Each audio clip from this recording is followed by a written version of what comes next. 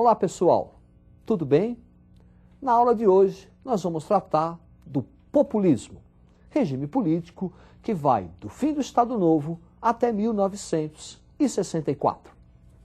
Observe essa gravura, uma manifestação popular antivarguista de 1945, exigindo o fim do Estado Novo. Estado Novo que tem o seu final ligado à Segunda Guerra Mundial. A participação do Brasil na Segunda Guerra Mundial, do lado dos aliados, traz o chamado paradoxo. Soldados brasileiros, da FEB e da FAB, lutando na Europa contra o fascismo, contra o nazismo. E o paradoxo é que o regime brasileiro era muito semelhante, muito parecido a estes da Europa. E aí nós vamos ter os movimentos pela redemocratização no Brasil. Observe o quadro. Redemocratização. Primeiro, Manifesto dos Mineiros, escritores, jornalistas, políticos mineiros, pedindo a redemocratização. No Rio de Janeiro, primeiro Congresso de Escritores, pedindo o fim da censura e a liberdade de expressão. E aí Vargas, para controlar o movimento, marca novas eleições. Para as novas eleições, Vargas autoriza, pela lei orgânica, a formação de partidos políticos. Vamos observar os principais partidos políticos que surgiram no final do Estado Novo. Observe o quadro. Os principais partidos políticos, o DN, União Democrática Nacional, de oposição liberal a Vargas, PSD, Partido Social Democrático, Partido dos Interventores Federais, que representava os interesses das oligarquias, PTB, Partido Trabalhista Brasileiro, presidido por Vargas para impor o sindicalismo varguista, quer dizer, pelego, PRP, Partido de Representação Popular, de tendência integralista, e o Partido Comunista Brasileiro, que lutava contra o capitalismo. Assim, o Brasil vai se ver dividido em 45 em dois grupos. Aqueles favoráveis à União Nacional com Getúlio Vargas, redemocratização com Getúlio, e aqueles que queriam a redemocratização sem o Getúlio. Os que queriam, entre eles o Partido Comunista e Luiz Carlos Prestes, vão organizar um amplo movimento popular chamado queremismo, em virtude dos slogans que apareciam nas faixas "Queremos Getúlio". Em 1945, temeroso de uma reviravolta de Vargas, para que Vargas continuasse no poder, há um golpe militar e, sem resistência, Getúlio Vargas é deposto. Vestibulando, Getúlio Vargas é muito importante. Então, que tal uma rápida revisão? Vamos lá? Ninguém duvide que Getúlio foi importante para o Brasil. No seu tempo de governo, muita coisa por aqui se modificou.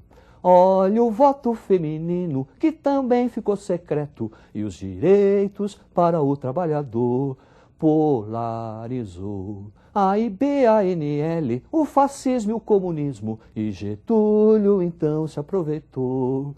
Ele instalou o Estado Novo, mas que agonia, a censura e o terror. E foi neste período que o Brasil se industrializou. Queremos constituinte com Getúlio. Queremos constituinte com Getúlio. Ninguém duvide que Getúlio foi importante para o Brasil. Tão importante que ele até inaugurou um regime político. Estamos falando do populismo. Observe o quadro. Aí está o populismo, caracterizado por uma sociedade urbana e industrial, pelo pluripartidarismo, aqueles partidos que nós já vimos, e também pela manipulação das massas urbanas, controlando o movimento operário. O período populista no Brasil é caracterizado pela implantação ou a continuação do processo de industrialização brasileira. Nós vamos observar agora os principais governos de 1945, com a deposição de Getúlio Vargas, até 1964, com a implantação da ditadura militar. Observe o quadro. Governo Dutra, 46-51, no seu governo, uma nova Constituição, manutenção da República Federativa e do presidencialismo. Alinhamento do Brasil com os Estados Unidos da América, estamos no início da Guerra Fria. Por conta desse alinhamento, o Partido Comunista Brasileiro será colocado na ilegalidade e um rompimento das relações diplomáticas Brasil-União Soviética. Adoção do Plano SALT. Plano SALT, observe. Plano SALT, primeiro plano de planejamento da economia brasileira. Investimentos na área da saúde, alimentação, transporte e energia. Em 1951, Getúlio Vargas volta nos braços do povo. Concorre às eleições e ganha. É um segundo período de Vargas. O primeiro, aquela era Vargas até 45, e esse segundo, de 51 a 54. Observe o quadro. Governo Vargas, 51-54, caracterizado pelo nacionalismo econômico, pelo intervencionismo, a intervenção do Estado na economia.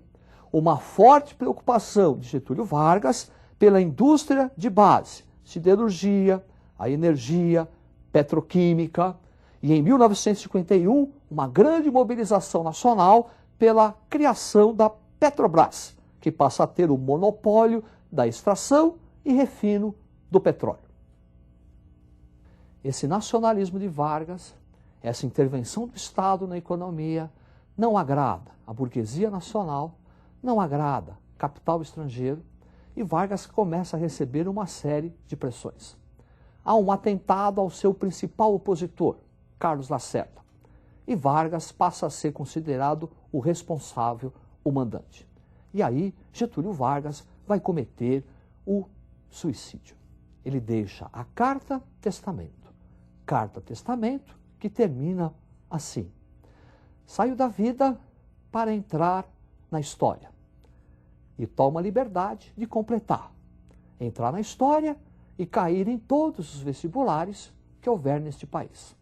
Você vai ficar atento, não vai? Muito bem.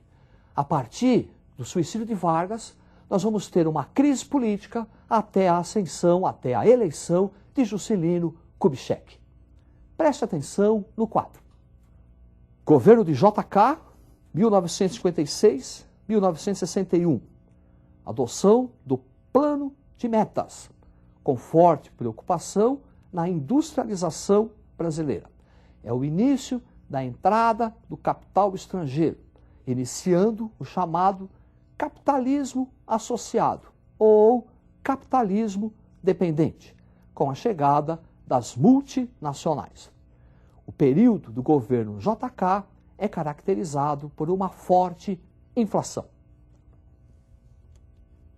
Plano de metas que tinha como slogan 50 anos de progresso em 5 de governo.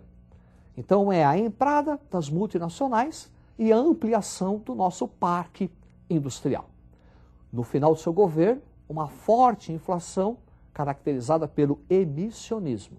E o próximo sucessor, Jânio Quadros, vai ter que enfrentar esse problema inflacionário. Observe o quadro. Governo de Jânio Quadros, 1961, caracterizado por uma política anti-inflacionária, arroxo salarial, política externa independente, ou seja, o não alinhamento. Por conta dessa política externa independente, Jânio Quadros manda para a China o vice-presidente João Goulart, com o claro objetivo de ampliar o mercado consumidor, e também vai condecorar Ernesto Che Guevara, um dos líderes da Revolução Cubana. Essa política externa independente e a aproximação do Brasil com os países de regimes socialistas, mas a adoção de uma política austera por conta do Jânio Quadros, para combater a inflação e o rompimento do Brasil com o Fundo Monetário Internacional levaram Jânio Quadros à renúncia. Com a sua renúncia, inicia-se uma grave crise política no Brasil, porque o vice-presidente, João Goulart, estava na China. De um lado, os legalistas, que queriam a posse de João Goulart. Do outro lado, aqueles que não queriam a posse. Para contornar a crise, foi adotado no Brasil o parlamentarismo. Segunda vez, viu? A primeira vez no segundo reinado. Agora, a segunda vez, adoção do parlamentarismo para contornar a crise política. Observe o quadro. Governo de João Goulart, 61, 64. De 61 a 63, parlamentarismo. A partir de 63, após um plebiscito, retorno do presidencialismo. E aí, a execução de um plano trienal elaborado pelo economista Celso Furtado. E também a adoção de um amplo programa de reformas de base. Reforma agrária, reforma eleitoral, reforma universitária. Esse amplo programa vai provocar um questionamento do grupo dominante, em virtude do nacionalismo econômico que ele apresenta. E em 1964, temeroso de que João Goulart instalasse uma república sindicalista no Brasil, é organizada pelo Exército, Igreja Católica e Burguesia Nacional a Marcha da Família com Deus e pela Liberdade. Assim, no dia 31 de março, há um golpe militar, atendendo os reclames dos grupos conservadores, da Igreja Católica, da burguesia industrial e das próprias Forças Armadas. O estupim será um grande comício realizado por João Goulart na Central do Brasil, no Rio de Janeiro, onde praticamente 300 mil pessoas ouviram que ele ia nacionalizar as companhias de petróleo e implantar uma reforma agrária. No dia 31 de março, é dado o golpe militar e em 1º de abril, Humberto de Alencar Castelo Branco já ocupa a presidência do Brasil, inaugurando o chamado regime militar, que se estende até 1985. É isso aí. Uma boa sorte e estude.